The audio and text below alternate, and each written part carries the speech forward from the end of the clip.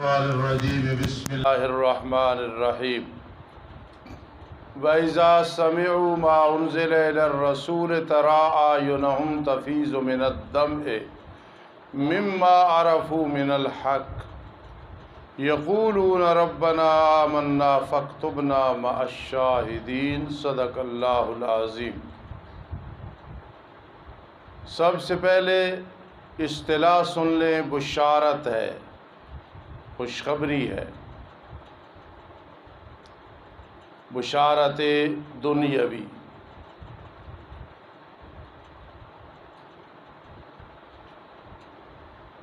نجاشی بادشاہ کی مجلس میں حضرت جعفر طیار رضی اللہ تعالیٰ عنہ نے حضرت جعفر طیار رضی اللہ تعالیٰ عنہ نے سورہ مریم کی کچھ آیات پڑھی۔ اس مجلس میں علماء، درویش اور نصرانی بیٹھے تھے۔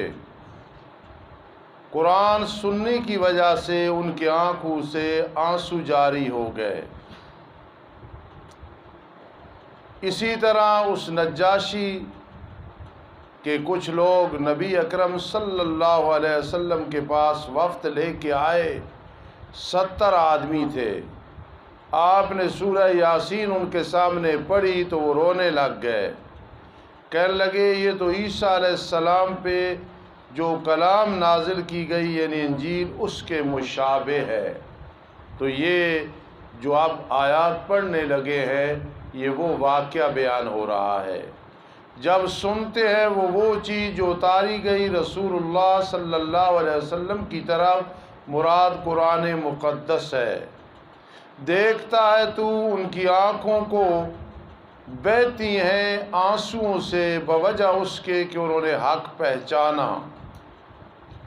کہتے ہیں اے رب ہمارے، ہم ایمان لے آئے ہیں، بس ہمیں لکھ لے گواہوں کے ساتھ، یعنی تیری توحید اور رسول اللہ صلی اللہ علیہ وسلم کی رسالت کی حقانیت اور اسلام کی حقانیت کے ساتھ گواہی دینے والوں میں ہمیں بھی شمار فرما دے، لکھ دے۔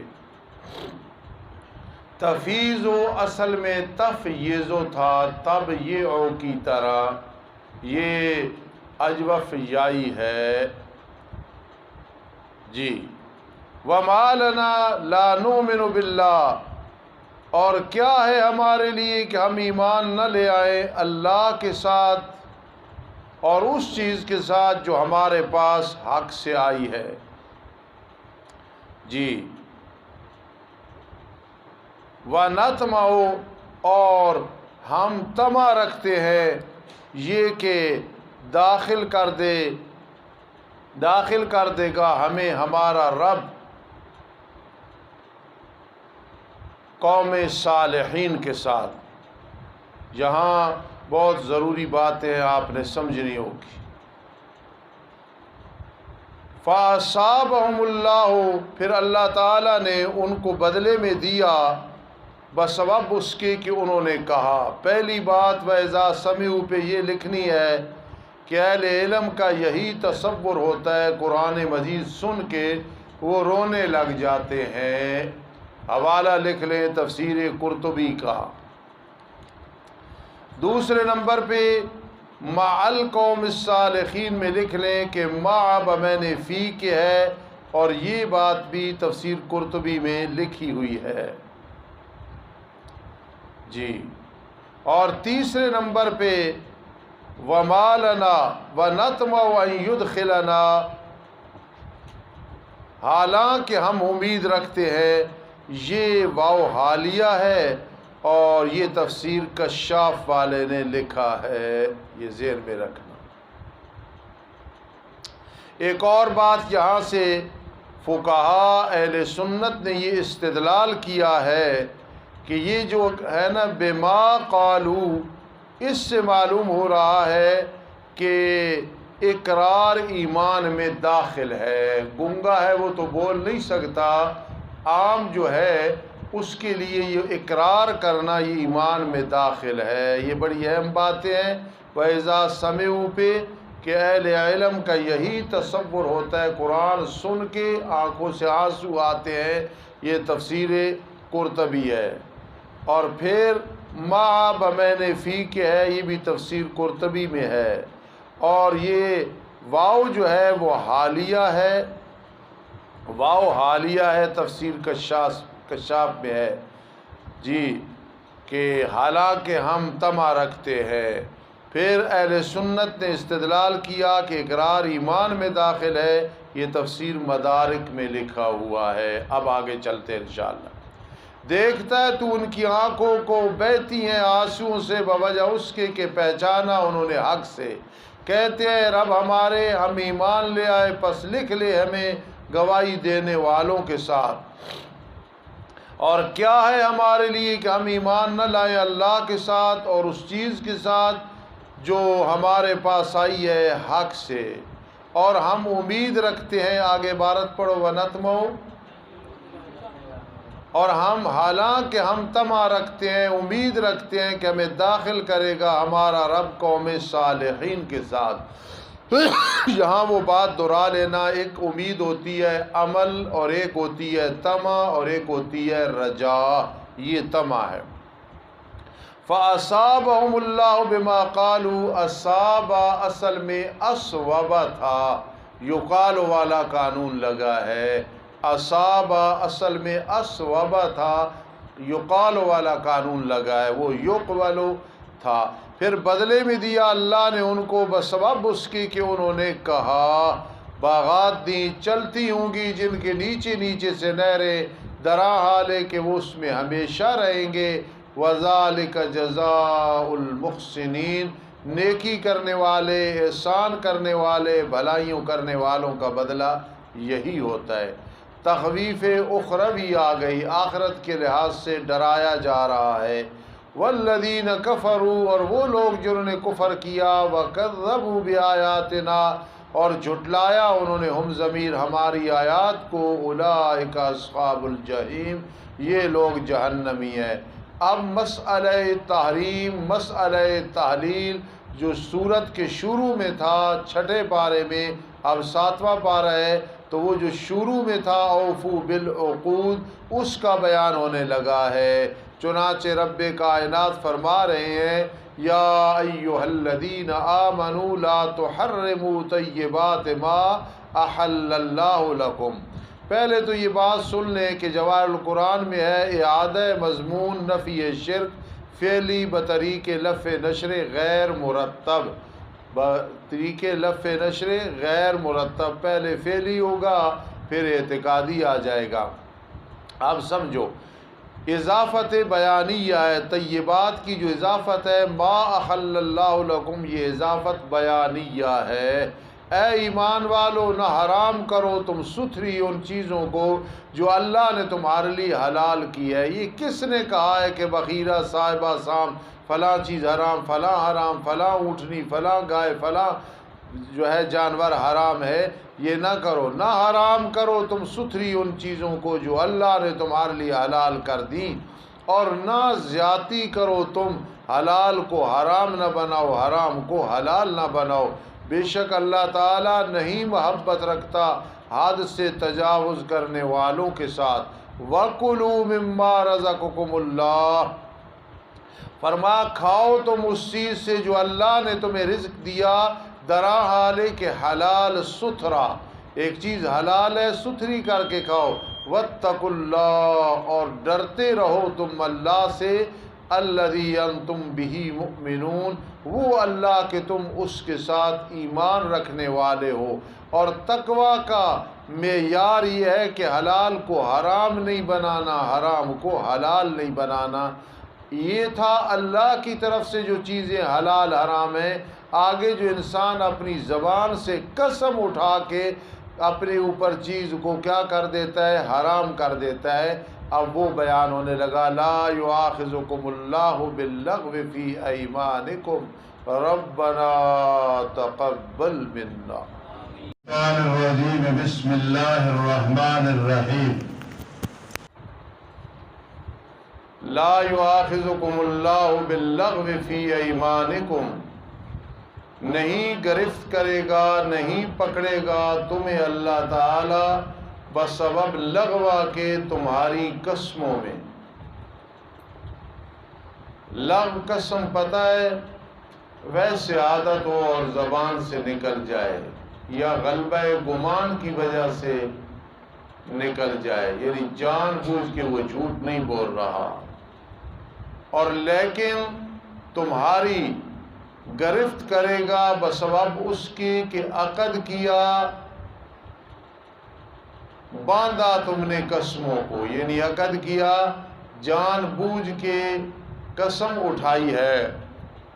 اگر وہ زمانہ ماضی کی ہے تو اس میں گناہ ہے، کفارہ نہیں ہے، اور استقبال کی ہے تو حانث ہو گیا، قسم ٹوٹ گئی، تو پھر کفارہ ہے 10 مسکینوں کو کھانا کھلانا، درمیانے اس سے کہ تم اپنے آل کو کھلاتے ہو، نہ اس میں فش ضروری ہے نہ ڈش ضروری ہے، درمیانہ کھانا جو اپنے آل کو کھلاتے ہو، یا انہیں کپڑے پہنانے ہیں یا گردن آزاد کرنی ہے، پہلے گردن آزاد پھر کپڑے، نہیں تو پھر کھانا کھلانا، یہ علی سبیل غیر نشر مرتب ہے، ورنہ سب سے پہلے گردن پھر کپڑے پھر یہ۔ اب وہ گردن جو آزاد کرنی ہے چاہے مومنہ ہو چاہے کافرہ ہو، پر جو نہ پائے ان میں سے ایک بھی تو 3 دن کے روزے رکھنے ہیں۔ قرات حضرت ابی رضی اللہ تعالیٰ عنہ میں ہے متتابعات، حضرت عبداللہ بن مسعود رضی اللہ تعالیٰ عنہ کی قرات میں ہے متتابعات، لگاتار روزے رکھنے ہیں 3 دن کے۔ ذالک کفارۃ ایمانکم، یہ کفارہ ہے تمہاری قسموں کا جب تم قسم اٹھاؤ۔ شہزادہ اعتراض کرتا ہے کہ استاد جی قسم اٹھاؤ، اس سے تو کفارہ نہیں ہے، قرآن کہہ رہے ہے جب تم قسم اٹھاؤ، کفارہ تو نہیں، عبارت معذوف ہے جب تم قسم اٹھاؤ اور حانث ہو جاؤ، یہ مطلب، اور حفاظت کرو اپنی قسموں کی۔ اسی طرح بیان کرتا ہے اللہ تعالیٰ تمہارے لیے اپنی آیات کو تاکہ تم شکر گزار بن جاؤ۔ میرے عزیزو یہ بات ذہن میں رکھنا، کئی لوگ بہت لاپرواہی کرتے ہیں، قسم اٹھا کے پرواہ ہی نہیں کرتے، حانث ہو جاتے ہیں، اس کا وبال ہوتا ہے، چاہے جلدی سے ہو چاہے دیر سے ہو۔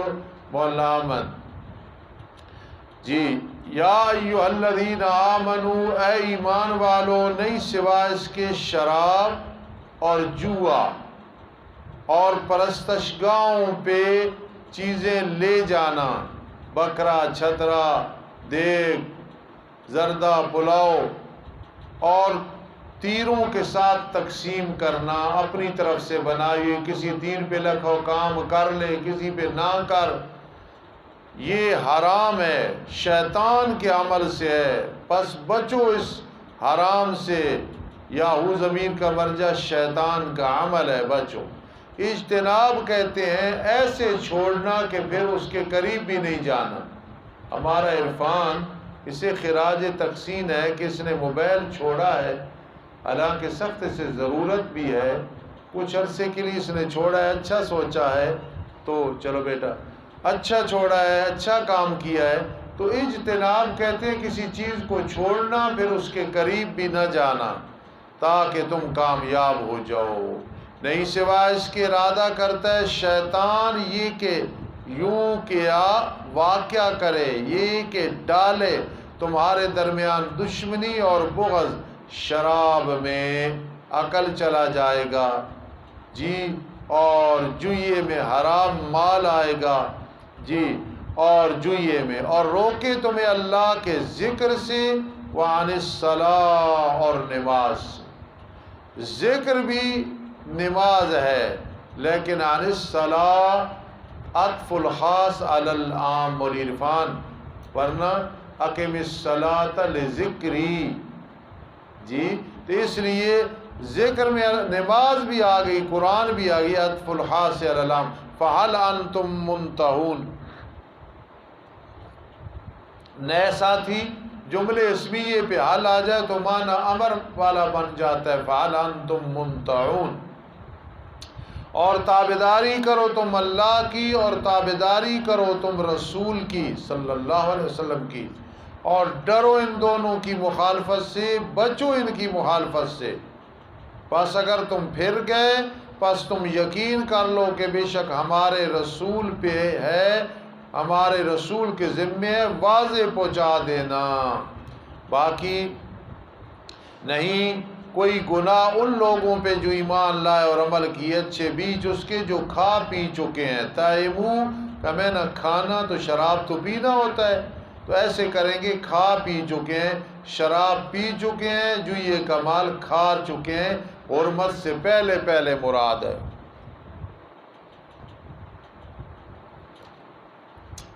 جی جب وہ شرک سے بچے، دیکھا بڑے سے بڑا گناہ معاف لیکن شرک معاف نہیں، اور وہ ایمان لایا ہے اور عمل کی اچھے، پھر حرام سے بچے، حرام کی حرمت کے ساتھ ایمان لے آئے، پھر اس پہ استقامت اختیار کی، وَأَحْسَنُوا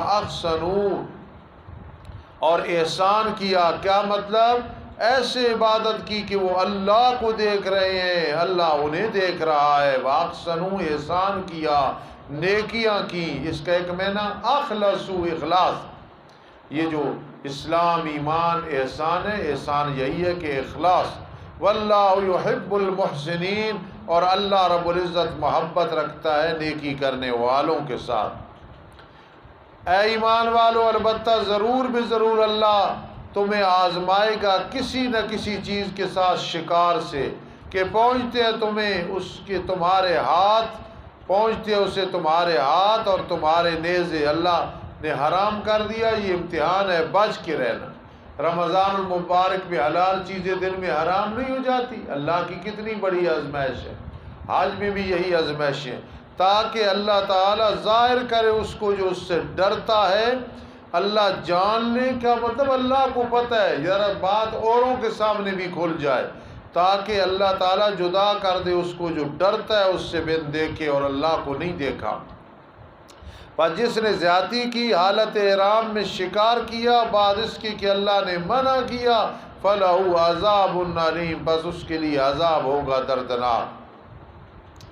اے ایمان والو، نہ قتل کرو۔ یہاں بھائی میرے تفسیر میں ہوگا تیسرا مسئلہ، پہلا دوسرا وہ دہرا دیا کرو۔